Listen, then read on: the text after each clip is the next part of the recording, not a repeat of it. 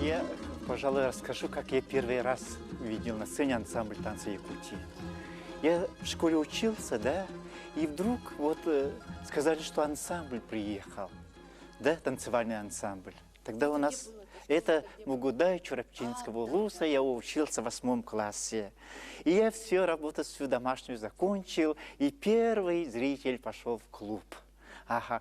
И тогда вот в национальном костюме вышла красивая девушка и объявляла: с сегодняшнего дня свою работу начинает Государственный ансамбль танца Якутии. Это, оказывается, была Сардана Керемясова. И вдруг так много людей, да, в меховых костюмах, такая торжественная музыка. И вот с первого, вот это вот, как они начали, и до конца я...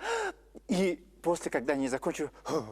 Я даже не представлял, что такое вот может быть. И я сказал, я когда-нибудь обязательно в этом ансамбле станцую.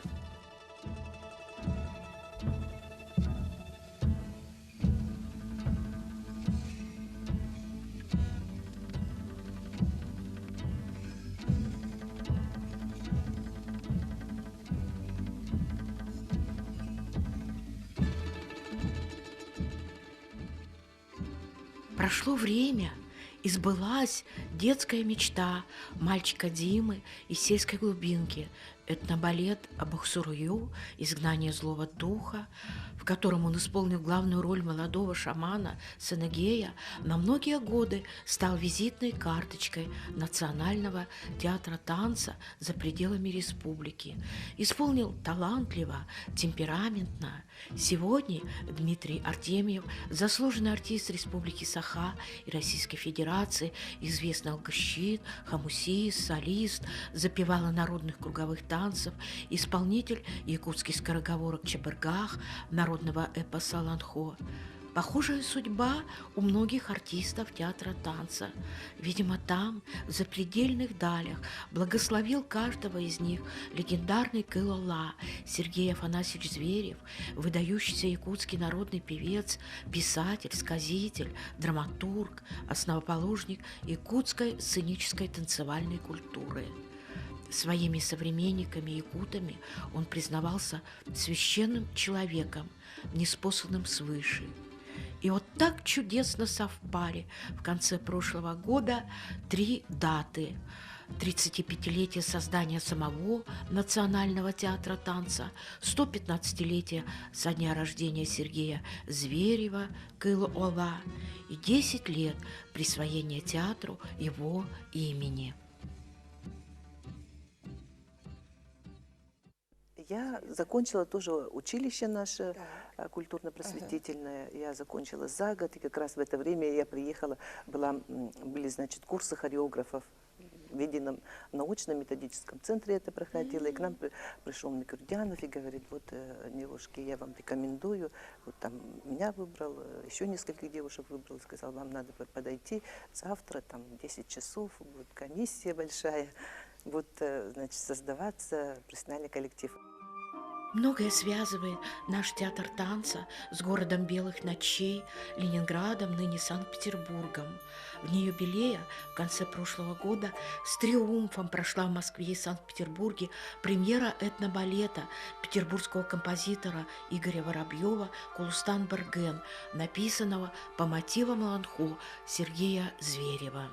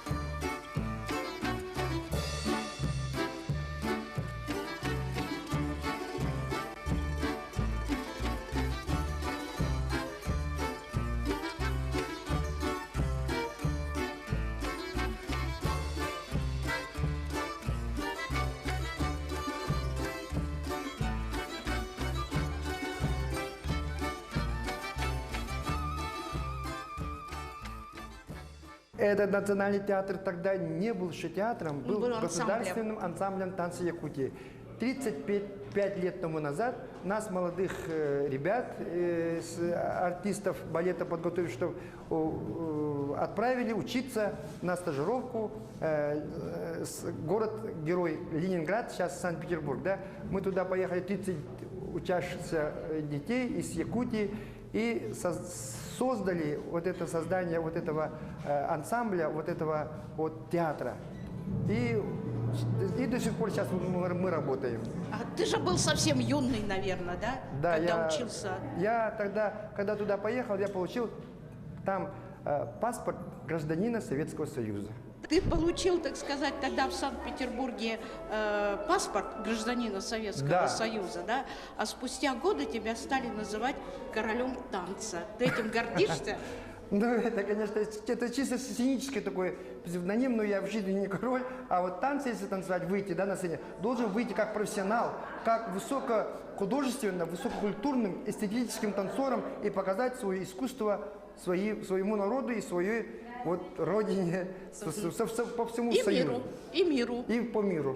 Приехала комиссия в школу во главе Микурдяновым Лаврентием. Солист балета. Да, солистом балета. И нескольких девочек смотрели, и потом мне только одной сказали, чтобы я приехала учиться в якутскую балетную студию, Якутский музыкальный театр. Я приехала, меня встретила Наталья Семеновна Посельская. Впоследствии она стала моим учителем классического танца. Мы несколько девочек, около 10-12 нас было, потом только 7 человек закончили эту балетную студию, и мы танцевали вместе с профессиональными артистами, с Геннадием Семеновичем, с Наташей Христофоровой, Клавдией Ивановой, Дарьей Ивановой. В балетных спектаклях, балетных спектаклях. Мы принимали участие в «Лебедином озере», «Золушке» и таких массовых сценах балетов. 3 года мы обучились, и потом мы уже продолжили занятия в школах. С нами еще танцевала Галя Захарова-Тарабукина, она тоже здесь из первого состава Государственного ансамбля танца Якутии.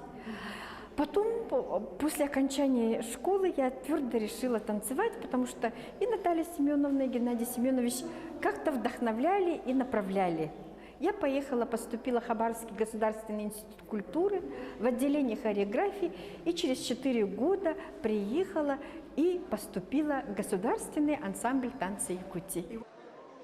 Искусствовед Ирина Новичкова о новой работе театра танца этнобалете «Кулустай-Барген». Спектакль получился красочным и зрелищным. Каждый из постановщиков, автор либретто и хореограф Юрий Федоров, художник Олег Молчанов, Санкт-Петербург, главный дирижер Николай Петров, режиссер Александр Тетегиров подошли к музыке композитора Игоря Воробьева творчески, услышав все то, что таит в себе изумительная партитура. Вы мечтали об этом театре? Я в училище училась 8 лет, в хореографическом училище. А вот, если скажем по-честному, последние годы в училище, учебы, так шло как-то, большинство балет, всегда балет, лирика, классика. А вот меня притягивало более таким характерным, к народным танцам. И поэтому я после училища сразу подумала об этом театре. Страх был большой, конечно, выступать. Это такая честь для нашего театра, в первую очередь для нас, самих артистов. Выступать в таких столицах, как Москва, Питер, столица России. В Питере выступали в Эрмитажном театре. Это вообще такая честь. Волнение было, конечно, море. Необыкновенно. А вы как преодолеваете это волнение? Потом проходит? Перед выходом на сцену есть, конечно, такое волнение, страх. Потом, как выходишь на сцену, и как само как-то исчезаешь. вся в этих, как сказать, в роли, вживаешься в свою роль и также идешь до конца, до выхода за кулисы.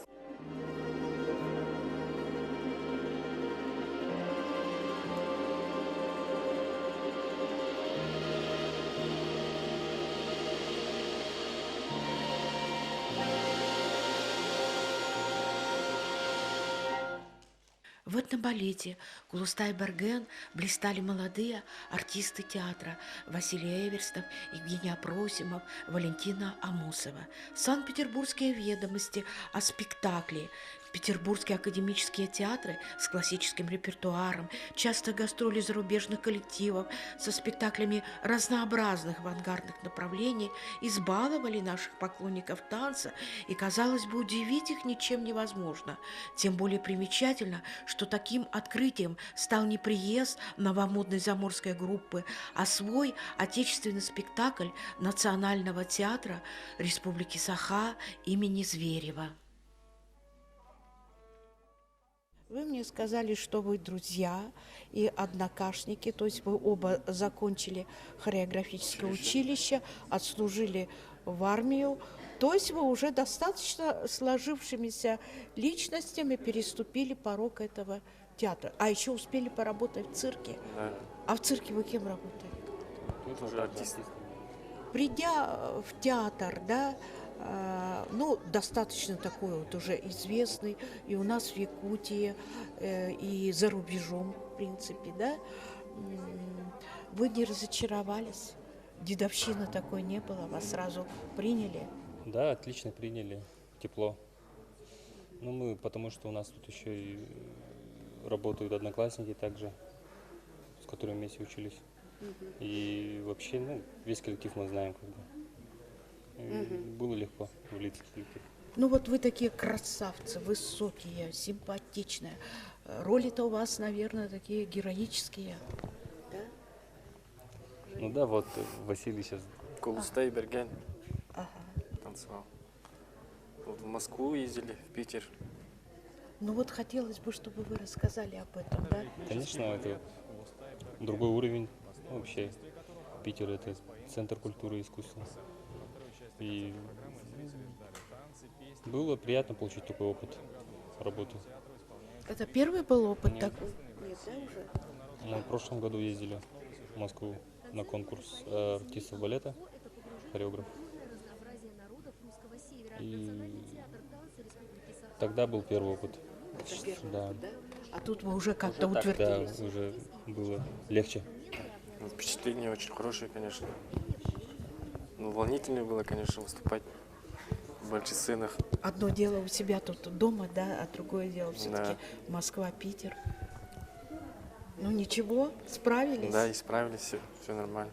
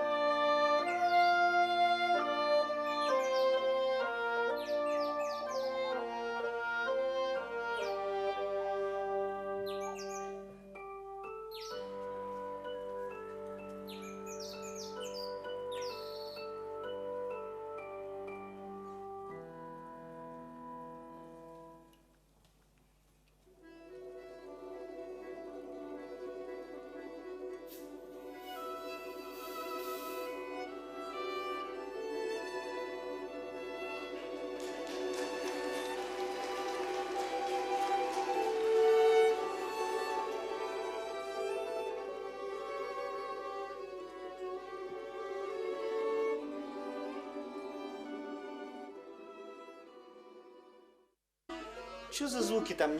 Что-то не... Си бемоль, ты, а потом уже хронантизм уже идет. взыскательную публику Москвы и Петербурга не оставило равнодушной мастерство оркестра национальных инструментов нашего театра. На одном из концертов игра оркестра так растрогала зрителей, что после концерта прямо из зала выбежала на сцену женщина. Оказалось, что она блокадница. Она горячо благодарила оркестр за его игру. Неожиданные признания блокадницы так растрогали нашего именитого дирижера, что он не смог сдержать своих слез. У нас большая радость в том, что в Москве презентовался альбом, посвященный 115-летию Сергея Зверева. Это работа оркестра. То есть был составлен оркестр и ГУ «Арктика». Вот два коллектива, как бы мы работали над этим альбомом. Ну, здесь отличается тем, что вот первый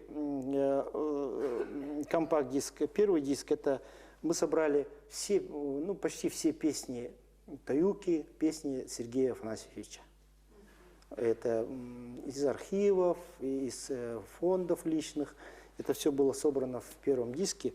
Во втором диске оркестр исполняет уже обработанные песни и танцы, и музыку Сергея Афанасьевича. То есть здесь вошли, конечно, не все танцы. Мы сделали где-то 14-15 танцев, собрали Сергея Афанасьевича и включили в этот диск. И третье у нас это работа ГУ «Арктика» Сергея Степановича, директор. Вот, здесь собраны видеоматериалы республиканских конкурсов, которые были посвящены в разные годы, посвящены Сергею Афанасьевичу Звереву. Вот такой прекрасный диск был выпущен прямо во время нашей гастроли, совпало, поэтому мы презентовали его в Москве. 22 года, конечно, это большой срок, это какой-то этап в моей жизни как дирижера, ну и как музыкантов оркестра. Мы прошли, конечно, огромный этап развития, сформирования нашего оркестра. Сейчас еще оркестр наш формируется, то есть мы уже начинаем, вот у нас создано уже второй год создан этно-инструментальный ансамбль «Кыл-Крымпа». То есть мы развиваем уже наш истинно якутский инструмент крымпу. Если хамус достиг уже мирового уровня, был уже в космосе, как говорится, то мы сейчас, наша задача сформировать, сделать каноны инструмента крымпа. Это вот мы начинаем уже сейчас уже работать, много концертируем, значит, пополняем репертуар именно для вот ансамбля Кыл-Крымпа.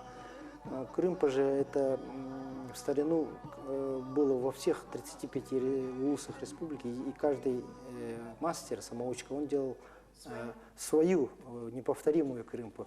Вот. И мы хотим в плане, конечно, все это собрать, изучить досконально каждый вот этот вот регион нашей республики, вот, и какие инструменты, какие мастера работали, и выявить оттуда уже канон чисто вот такого вот нашего настоящей крымпы якутской.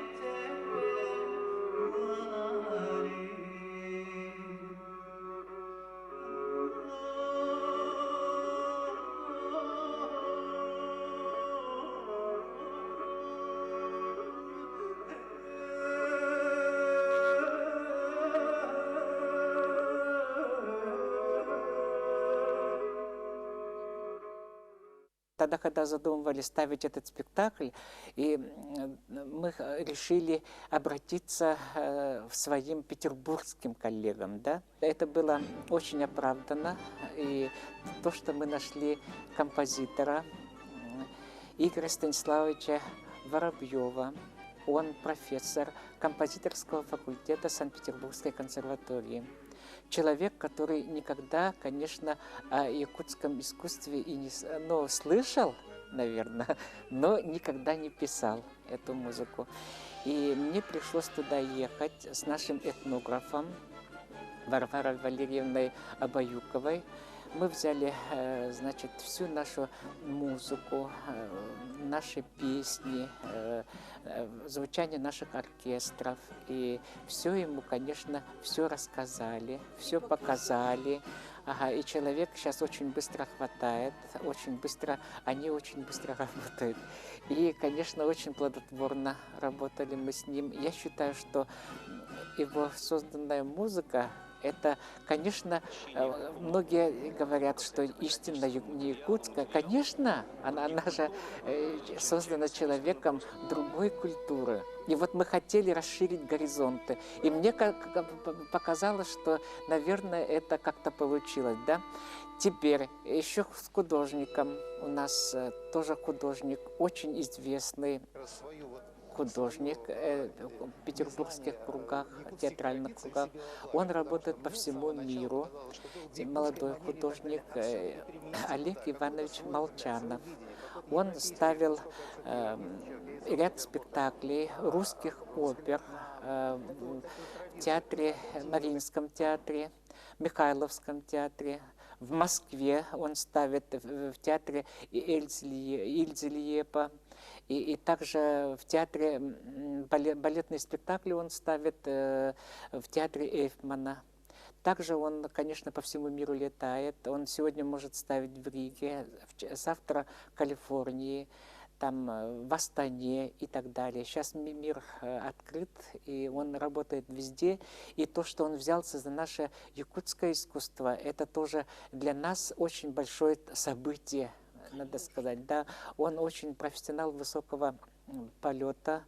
И он знает все театральные мастерские Петербурга. Он специально для этих гастролей сделал задник на нашу тематику.